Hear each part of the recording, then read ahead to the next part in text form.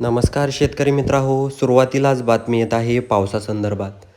तर आज वार आहे बुधवार आणि दिनांक आहे 12.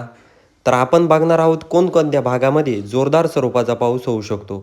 या ठिकाणी आपण बघू शकतो सकाळी अहमदनगरमध्ये पावसाचं वातावरण असेल, पण दुपारनंतर जोरदार स्वरूपाचा पाऊस त्या ठिकाणी होईल असं दिसत आहे.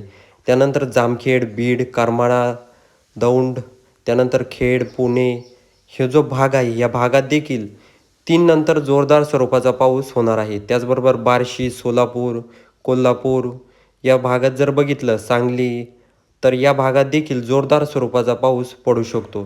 त्याचबरोबर आपण जर वर गेलो, तर वर पंढरपूरमध्ये देखील जोरदार स्वरूपाचा पाऊस पडू शकतो.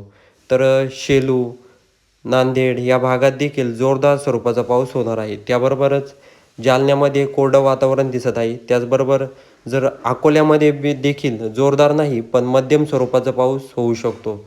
हा अंदाज सर्व शेतकऱ्यांनी लक्षात घ्यायचा आहे. त्याचबरोबर वर जर आपण गेलो, तर वर छत्रपती संभाजीनगर या भागात देखील जोरदार स्वरूपाचा पाऊस होऊ शकतो. तर नागपूरमध्ये देखील मध्यम स्वरूपाचा पाऊस होताना दिसत आहे. त्याचबरोबर वर जर बघितलं, तर नाशिक, श्रामपूर या भागात देखील, मनमाड या भागात देखील मध्यम स्वरूपाचा पाऊस पडू शकतो. ही दक्षता सर्व शेतकऱ्यांनी घ्यायची आहे. जर व्हिडिओ आवडला असेल तर चॅनलला सबस्क्राईब करायला विसरू नका.